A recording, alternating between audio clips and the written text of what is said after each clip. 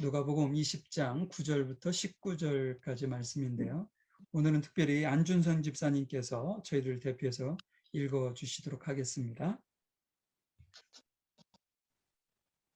이 비유로 백성에게 말씀하시되 한 사람이 포도원을 만들어 농부들에게 새로 주고 타국에 가서 오래 있다가 때가 이름에 포도원 소출 얼마를 바치게 하려고 한 종을 농부들에게 보내니 농부들이 종을 심히 때리고 거저 보내었거늘 다시 다른 종을 보내니 그도 심히 때리고 능욕하고 거저 보내었거늘 다시 세 번째 종을 보내니 이도 상하게 하고 내어 쫓은지라 포도원 주인이 가로되 어찌할꼬 내 사랑하는 아들을 보내리니 저희가 혹 그는 공경하리라 하였더니 농부들이 그를 보고 서로 의논하여 가로되 이는 상속자니 죽이고 그 유업을 우리의 것으로 만들자 하고 포도원 밖에 내어 쫓아 죽였느니라. 그런즉 포도원 주인이 이 사람들을 어떻게 하겠느냐? 와서 그 농부들을 진멸하고 포도원을 다른 사람들에게 주리라 하시니 사람들이 듣고 가로되 그렇게 되지 말아지이다 하거늘 저희를 보시며 가라사대 그러면 기록된 바 건축자들이 버린 돌이 모퉁이의 머릿돌이 되었느니라 함이 어찌미뇨. 무릇 이 돌 위에 떨어지는 자는 깨어지겠고 이 돌이 사람 위에 떨어지면 저로 가루를 만들어 흩트리라 하시니라. 서기관들과 대제사장들이 예수의 이 비유는 자기들을 가리켜 말씀하심인 줄을 알고 즉시 잡고자 하되 백성을 두려워하더라. 아멘. 예, 감사합니다. 저희가 지난주에는 성전 청결 사건이라고 보통 불리는데 더럽혀진 성전을 회복하라라는 말씀을 가지고 지난주에 잠시 말씀을 나눴던 것 같습니다.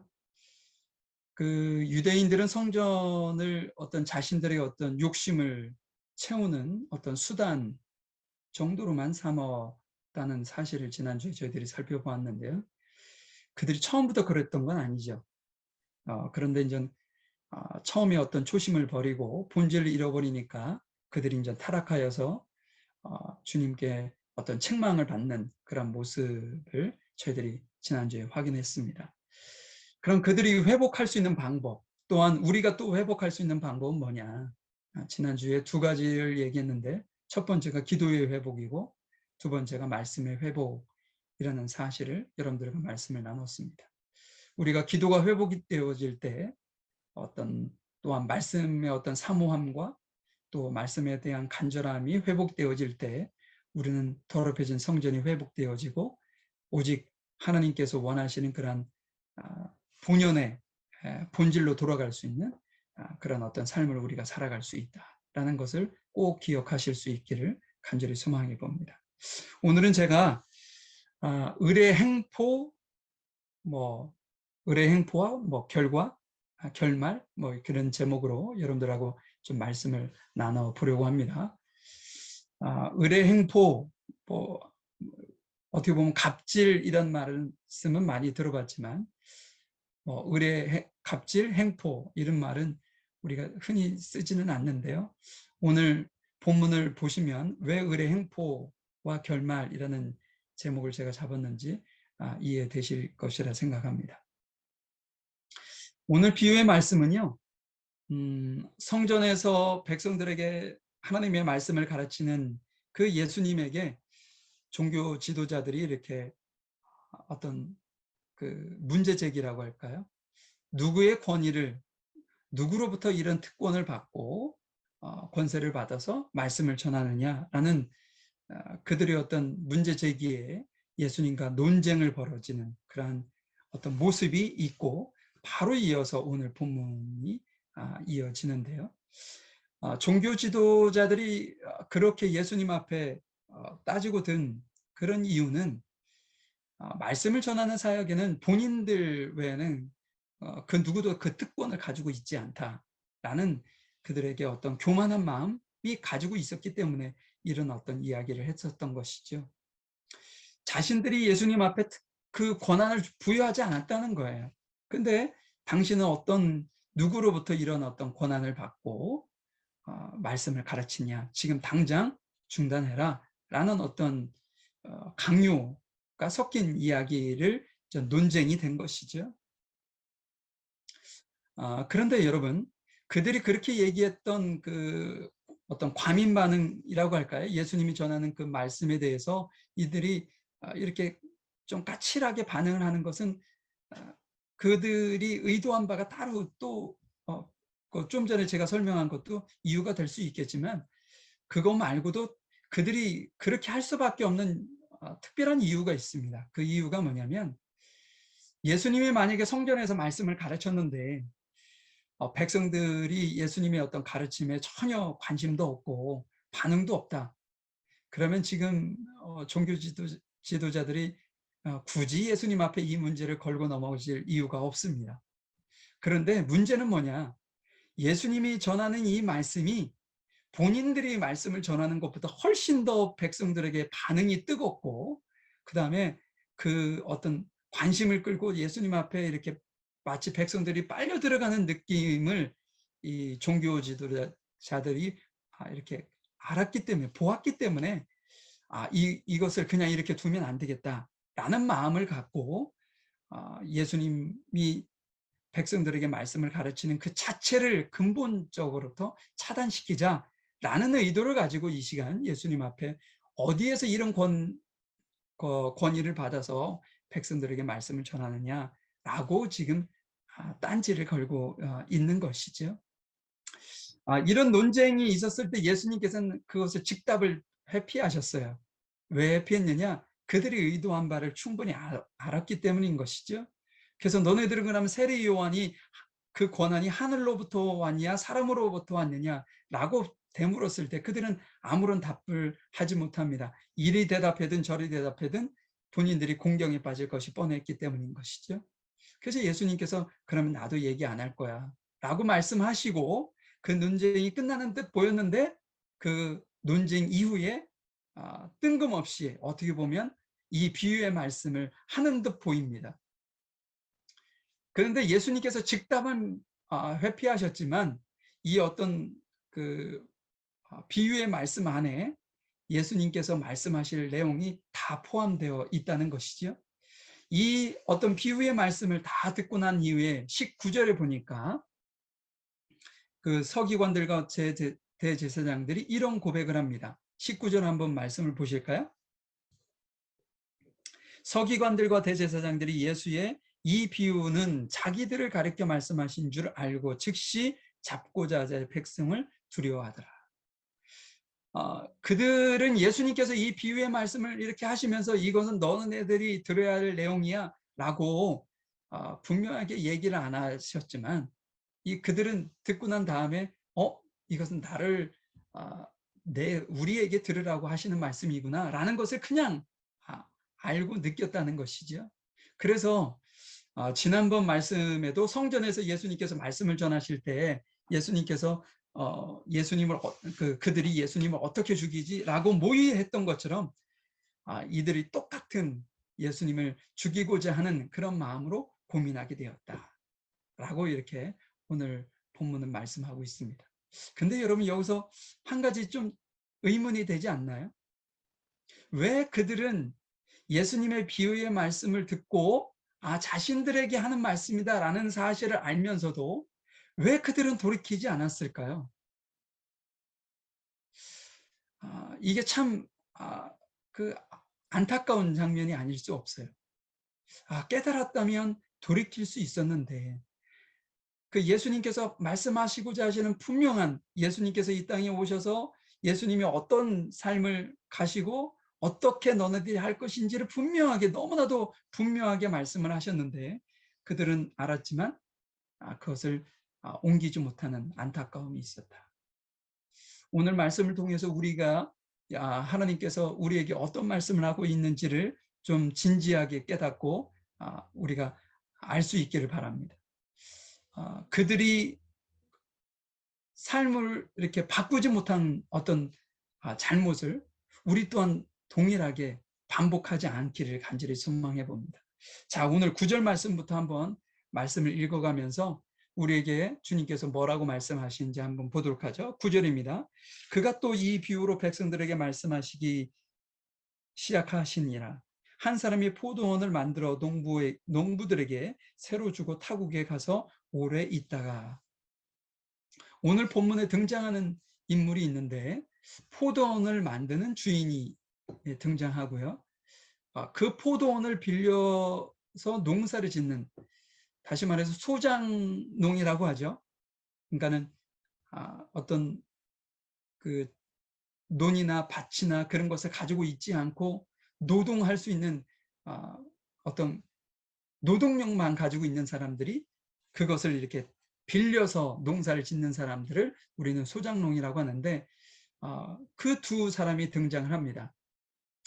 포도원을 이렇게 만드는 데는요, 시간과 그 재물이 많이 들어가는 그 어떤 사업입니다.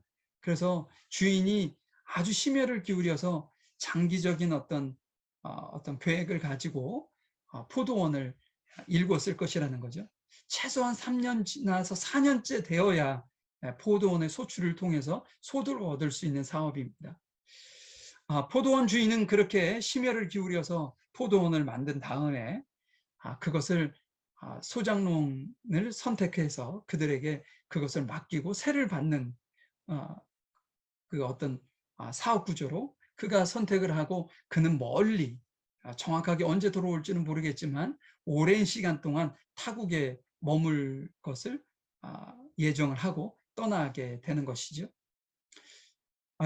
이 관계를 여러분, 우리가 갑을 관계로 이렇게 표시를 한다면 주인을 우리는 갑이라 할 것이고 소장농을 을이라고 말할 수 있을 것입니다. 제가 여러분 설교 제목을 을의 행포와 결말이라는 제목을 왜 잡았는지 대충 이해되시죠? 지금 소장농이 어떤 행포를 부리고 그 다음에 그 행포에 대한 다른 결과가 어떻게 이루어질 것이냐라는 것을 오늘 본문이 우리에게 말씀하고 있다는 것을 얘기하고 있는 것이죠. 여러분, 그런데 소장농들이 처음부터 그런 어떤 행포를 부리진 않았을 것입니다. 처음에는 주인이 자신들을 선택해주고 자신들에게 포도원을 관리하도록 맡긴 것에 대해서 얼마나 감사했겠어요? 기뻐했겠고요. 뿐만 아니라 가족들은 그것을 얻었기 때문에 이제 우리 열심히 일을 해서 많은 소득을 얻어서 우리도 부를 좀 축적하자라는 어떤 그런 마음을 갖지 않았겠어요? 그런 마음을 가지고 처음에는 시작했을 것입니다. 그런데 왜 오늘 말씀을 저는 을의 행포라고 붙였느냐? 그것은 좀 있으면 그 내용을 알 수 있을 텐데요. 한번 보도록 하죠. 한번 10절의 말씀입니다. 때가 이름에 포도원 소출 얼마를 바치게 하려고 한 종을 농부들에게 보내니 농부들이 종을 몹시 때리고 거저 보내었거늘. 주인은 시간이 되었어요. 대략 한 4년 정도의 시간이 되어진 것 같은데 그 4년의 시간이 지난 이후 자기의 종들을 보내서 계약한 그 계약대로 소출의 일부를 받기를 원해서 종들을 보냈던 것이죠. 그런데 예상치 못한 어떤 일이 벌어지고 있습니다. 그 예상치 못했던 일은 뭐냐? 소장농이 주인과 맺었던 그 계약, 약속을 지키지 않은 것입니다.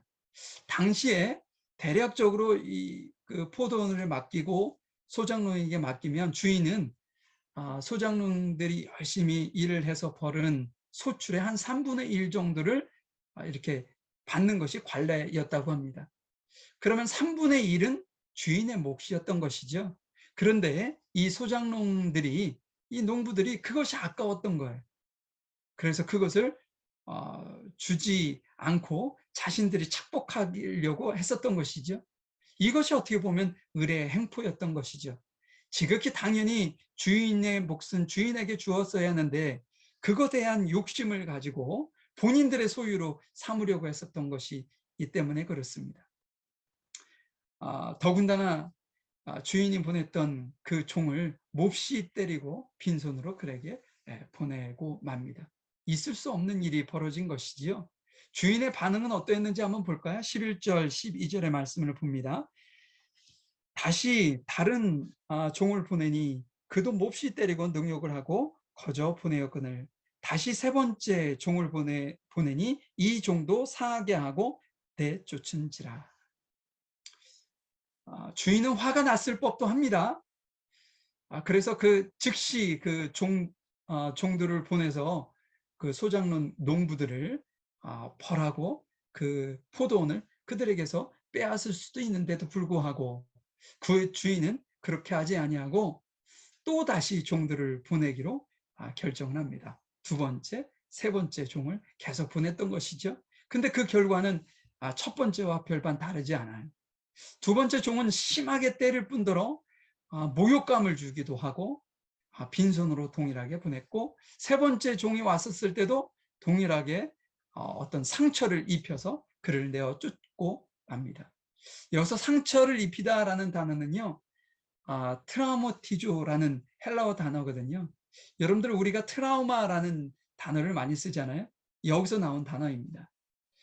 다시 말해서 어떤 외형적인 어떤 상처를 입힌 것도 있을 수 있지만 이들에게 어떤 마음의 상처까지 줬다는 거죠. 그래서 그 트라우마가 되어서 마치 그 농부와 같은 사람, 비슷한 사람을만 보아도 그때 받은 어떤 상처가 다시 드러나서 고통 가운데 있게 만드는 그런 상처를 입혀 보내게 되었다는 거죠. 이 소작농의 이런 어떤 행동은 주인과의 어떤 계약을 위반한 것뿐만 아니라 주인에 대한 어떤 모욕을 하는 것과 다름이 없습니다. 주인은 아주 모멸감과 모욕감을 느낄 수밖에 없는 지금 현재의 상황이었다는 것이죠. 자, 주인이 어떻게 대응하는지 그 다음을 한번 보도록 하죠. 13절의 말씀입니다. 포도원 주인이 이르되 어찌할까? 이제 그 주인이 고민을 했던 것 같은데 그 고민의 끝이 조금 더 황당합니다. 내 사랑하는 아들을 보내리니 그들이 혹 그는 존대하리라 하였더라. 세 번씩이나 어떤 모욕감을 당했던 그 주인이 선택한 어떤 또 한 번의 어떤 마음은 그 농부들에게 다시 한번 기회를 주고자 하는 마음이었던 것 같아요. 그래서 자신의 어떤 아들, 사랑하는 아들을 그들에게 다시 한번 보내어 그들이 다시 돌아오기를, 예전에 계약 맺은 대로 실천하기를 이렇게 기회를 다시 한번 주었다는 것이죠. 아무리 악한 종들이라도 내 자식은 어떻게 하지 못할 거야 라는 마음으로 보냈다는 것입니다. 어찌 보면 무모한 어떤 결정 같은데 그 주인의 마음에 그 농부들이 부응했는지 한번 보도록 하죠. 14절, 15절 말씀을 봅니다. 농부들이 그를 보고, 그러니까 멀리서 오는 그 어떤 주인의 아들을 보고 서로 의논하게 됩니다. 이는 상속자니 죽이고 그 유산을 우리의 것으로 만들자 하고 포도원 밖에 내쫓아 죽였느니라. 그런즉 포도원 주인이 이 사람들을 어떻게 하겠느냐. 주인의 어떤 선한 의도와는 전혀 다른 방향으로 진행되고 있습니다. 그 농부들은 더욱 악한 마음을 먹었기 때문인 것이죠. 그들은 상속자인 그 아들을 죽이면 그 어떤 지금 포도원이 자신의 어떤 소유가 될 것이라는 생각을 그들은 가졌던 것 같아요. 근데 그것은 착각이었죠. 그래서 그 착각은 그들을 큰 죄를 범하게 만들고 맙니다. 아들을 죽이게 만들었다는 것이죠. 어떻게 이런 어떤 생각을 할 수 있었을까라는 우리는 그런 생각을 가질 수 있습니다. 죄를 짓는 것은요, 처음이 힘들지 반복이 되면 점점 쉽게 죄를 범하게 되고요. 죄를 짓고는 뻔뻔하게 살 수 있다는 사실을 우리는 이들을 통해서 알게 됩니다. 어떻게 보면 예수님께서 우리에게 어떤 경각심을 부어주시는 것일 수도 있는데요. 여러분들 뉴스를 보셨는지 모르겠어요. 한국에서 며칠 전에 이런 일이 벌어졌습니다. 그 23살의 청년인 것 같아요. 키는 183cm 정도 되고 몸무게는 90kg 정도로 이렇게 나가는 아주 건장한 청년이었어요. 근데 7개월 만에 그가 숨지는 사건이 벌어졌는데 숨졌을 때 그 체중이 61kg밖에 되지 않았다고 합니다. 그가 왜 죽을 수밖에 없었느냐? 그것은 2명의 친구에게 감금 폭행을 당하고 그 죽은 친구 앞으로 대부업자에게 1,000만 원가량의 돈을 빌리고 강압적으로 갚게 만들고 그랬다는 것이죠. 그래서 먹는 것까지도 수갑에 채워놓고 먹이지 않고 이렇게 그 아이를 폭행하고 감금했었던 것 같아요. 여러분 23살이면 너무 어린 나이 아닙니까? 세상 물정 아직 모를 젊은 청년들이 자기의 친구를 감금하고 이렇게 끔찍한 범죄를 범할 것이라고는 우린 생각조차 못할 정도의 상황이 한국에서 벌어졌습니다. 그들이 처음에는 그러지 않았었겠죠. 그런데 한 번, 2번 폭행이 반복이 되고 그를 감금하고 막 때렸을 때의 어떤 그 죄책감이 한두 번 이렇게 반복되면서 그것이 무뎌진 것이죠. 그래서 결국은 친구를 죽음에 이르기까지 만들었던 것입니다. 지난주에 저희가 성전에서 어떤 자신의 욕심에 끌려서 성전을 더럽혔던 종교 지도자들 또한 동일합니다. 그들의 시작은 지난주에도 말씀드렸던 것처럼 선한 의도에서 하나님께 드려져야 되는 그 정결한 예물을 미리 준비해 놓고 먼 타국에서 제사를 지내기 위해서 들어왔던 그들을 돕는 마음으로 시작을 했지만 한 번, 2번 그들은 자신의 욕심을 채우기 위해서 폭리를 취한다든지 그런 어떤 반복된 그 어떤 잘못을 처음부터 그것을 타협하면 안 됐는데 타협함으로 인해서 벌어졌던 그들의 어떤 모습들이 반복되다 보니 본질은 벗어나고 죄를 범하고 말았던 것을 우리에게 보여주고 있습니다. 이 농부들도 마찬가지였다는 거죠. 처음에 종들이 와서 3분의 1의 소출을 요구했을 때 그들은 계약했던 것처럼 그 주인에게 그것을 드렸어야 합니다. 근데 주인의 목까지도 욕심을 부려서 자기 것으로 만들려고 했던 그들은 끔찍한 어떤 주인의 아들까지 죽이는 죄를 범하고 말았다는 것이죠. 한번 우리 16절에 한번 보겠습니다. 주인이 그 모습을 보고 어떻게 했는지 말이죠. 16절에 보니까 와서 그 농부들 진멸하고 포도원을 다른 사람들에게 주리라. 주인은 아들을 죽인 그 소작농들, 농부들을 이제 더 이상 용서할 수가 없었어요. 그래서 진멸하고 다른 그 농부들을 구해서 포도원을 맡기기로 마음을 먹었던 것이죠. 농부들은 넘어서는 안 되는 선을 넘고 말았어요. 그 결과는 스스로 파멸에 이르게 되는 어떤 일이 벌어진 것이지요. 종교 지도자들은 예수님의 그 비유의 말씀을 듣고 이렇게 이야기를 합니다. 사람들이 듣고 이것이 이제 종교 지도자들이죠. 이르되 그렇게 되지 말아지리이다. 제발 그런 일이 벌어지지 않기를 원합니다. 그런 일이 벌어지지 않도록 좀 도와주십시오. 라는 어떤 이야기를 한 것이죠. 왜냐? 자신들을 빗대어서 하신 말씀이라는 것을 그들이 알고 있었기 때문에 자신들에게 그런 어떤 형벌이라고 할까요? 어떤 심판이라고 할까요? 그것이 자신들에게 이루어지지 않기를 소망합니다. 라는 마음으로 그들에게 예수님한테 얘기했다는 것이죠. 어떻게 이런 고백까지 하고서도 뉘우치지 못했을까?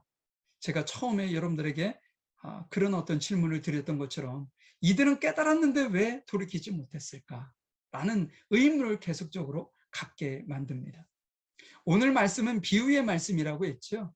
포도원의 주인은 하나님을 의미하고 포도원의 어떤 농부죠. 소장농은 유대인 특히 종교 지도자들을 의미하고요. 주의 종, 그러니까 주님이 보냈던 그 종들은 하나님께서 구약 시대에 많은 시시때때로 보냈던 이스라엘 백성들이 죄를 범할 때마다 보냈던 그 선지자들을 의미합니다. 마지막으로 사랑하는 아들은 우리가 잘 알고 있는 독생하신 예수 그리스도를 의미하는 것이죠. 하나님은요, 타락한 백성들이 회개하고 돌아오기를 간절히 소망하는 마음으로 계속적으로 끊임없이 선지자들을 보내서 그들에게 말씀하십니다. 그렇게 하면 멸망당하고 말 거야. 그러니까는 돌아와 라는 어떤 메시지를 그들에게 그들의 입술에 담아서 그들을 보냈지만 유대인들은 그 말씀을 듣지 않고 따르지 않았습니다. 심지어는 예수님을 지금 현재 시점으로 보면 그들이 예수님을 아직까지 죽이지는 않았지만 그들은 돌이키지 아니하고 예수님을 십자가에 죽이기까지 할 것이라는 예언이 담긴 비유의 말씀을 우리에게 하고 있는 것이죠. 하나님은 오래 참으셨습니다. 그리고 독생하신 예수님을 이 땅 가운데 보내셔서 십자가에서 죽이기까지 자기의 백성들을 사랑하셨습니다. 그렇다고 하나님께서 영원히 참으시는 것은 아니라는 사실을 우리에게 말씀하고 있다는 것이죠. 17절, 18절에 한번 말씀을 보도록 하죠. 그들을 보시며 이르시되 그러면 기록된 바 건축자들의 버린 돌이 모퉁이의 머릿돌이 되었느니라 함이 어찌 믿냐. 무릇 이 돌 위에 떨어지는 자는 깨어지겠고 이 돌이 사람 위에 떨어지면 그를 가루로 만들어 흩으리라 하시니라. 여러분, 역사의 어떤 주인이라고 할까요? 역사를 주관하시는 분은 하나님이십니다.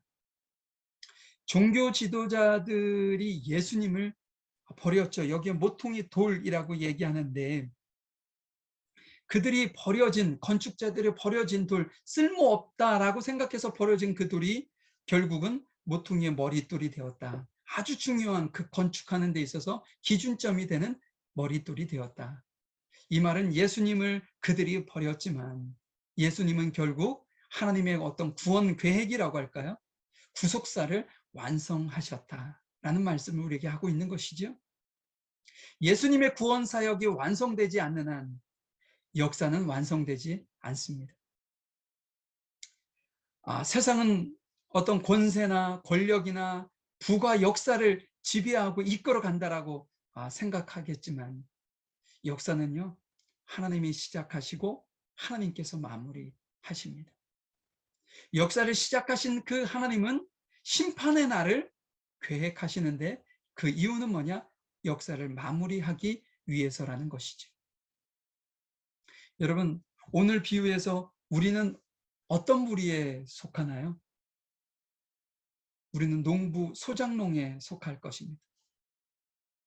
예수님을 십자가에 2번 못 박는 일을 우리가 저질르지 않기 위해서는 우리가 농부는 회개하고 돌아오지 않았지만 우리는 하나님 앞에 회개하고 돌아와야 합니다. 우리가 예수님을 십자가에 2번 못 박는다는 의미는 어떤 의미냐? 하나님의 것을 탐하는 일을 버려야 된다는 것이죠. 다시 말해서 여러분, 제가 얼마 전에 우리에게 주어진 시간, 어떤 재능, 재물, 생명까지도 하나님께서 우리에게 잠시 맡겨준, 그래서 우리가 그것을 맡아서 관리하는 관리자라는 말씀을 여러분들에게 드린 적이 있습니다. 여러분, 우리에게 주어진 이 맡겨진 이것을요, 우리 것으로 착각하는 것이 하나님 것을 탐하는 것입니다. 하나님께서는 우리에게 잠시 맡겨놓고 그것을 잘 관리해서 귀한 열매를 맺기를 하나님께서는 우리에게 원하셨던 것이죠. 오늘 비유의 말씀에서 그 주인이 소작농을 선택하고 그들에게 그 포도원을 잘 관리해서 귀한 열매를 맺고 그 열매의 일부를 주인에게 기쁨이 되도록 주기를 요청하셨던 그 내용과 동일합니다. 우리는 소작농인데 우리가 하나님 것을 탐할 때는 우리에게 주어진 시간을 우리 마음대로 사용하고 말 것이에요. 우리에게 준 재능을 우리 것으로 착각해서 우리 뜻대로 우리 마음대로 재능을 활용하고 말 것입니다. 우리에게 준 재물도 우리에게 준 생명도 마찬가지입니다. 그것이 우리 것이라는 착각 속에 내 멋대로 내가 원하는 대로 내 방법대로 그것을 사용하고 말 것이라는 것이지요. 근데 하나님께서는 그것이 하나님 것을 탐하는 것이라 말씀합니다. 사랑하는 성도 여러분, 우리는 지금 사순절 기간을 지나고 있습니다. 하나님께서는 우리를 너무나도 사랑하셔서 독생하신 예수님을 이 땅 가운데 보내셨고, 보내신 그 예수님을 우리의 모든 죄와 허물을 짊어지시고 십자가에서 죽기까지 하셨습니다.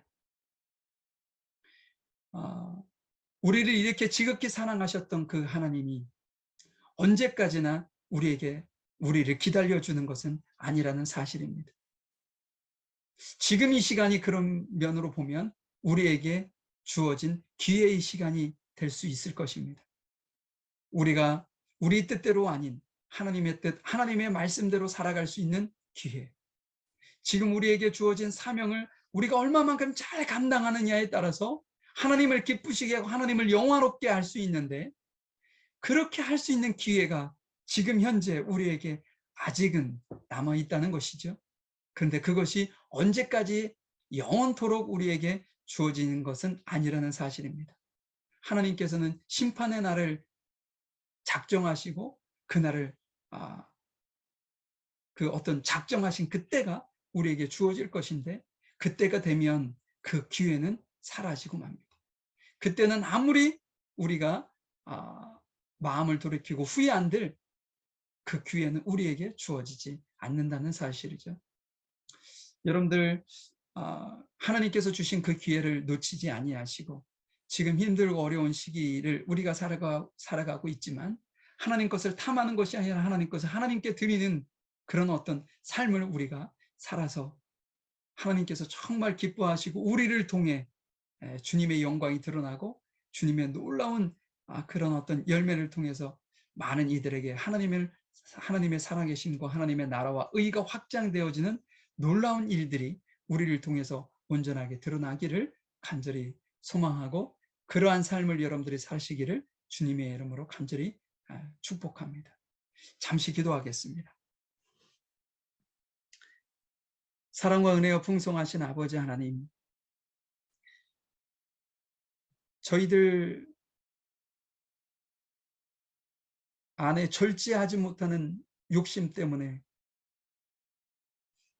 주님 앞에 관리하라고 맡겨진 많은 것들, 시간, 재능, 우리의 어떤 재물과 생명까지도 저희들 안에 숨겨져 있고 버리지 못하고 놓지 못하는 그 욕심 때문에 이것을 하나님의 뜻과 하나님의 선하신 인도하심에 순종하지 못하고 내 뜻 또한 내가 하고 싶은 대로 그것을 사용하고 살아가고 있지는 않은지 저희 자신을 뒤돌아보며 주님 앞에 이 시간도 저희들을 내려놓습니다. 하나님, 오직 주님이 기뻐하시는 그러한 삶을 저희들이 살아갈 수 있도록 도와주시고, 주님 것을 탐함으로 인하여 주님의 어떤 징계를 받는 것이 아니라 주님의 것을 주님께 온전하게 드릴 수 있는 그러한 은혜와 믿음으로 우리가 승리의 삶을 살아서 주님을 기쁘시게 하고 또한 저희들에게 큰 기쁨이 되는 저희들의 삶이 되어질 수 있도록 하나님 도우시고 인도해 주시옵소서.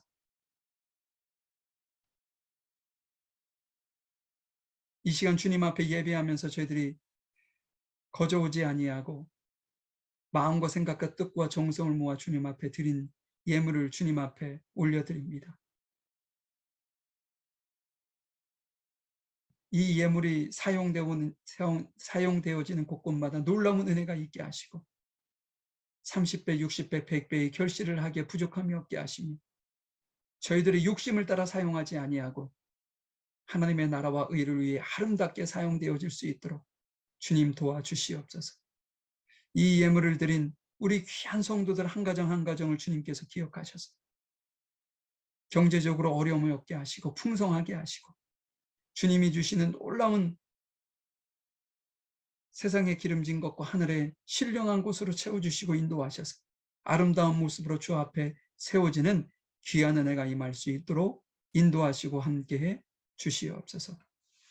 지금은 우리 주 예수 그리스도의 크신 은혜와 아버지 하나님의 무한하신 사랑하심과 성령님의 인도하시고 내주하시고 교통하심이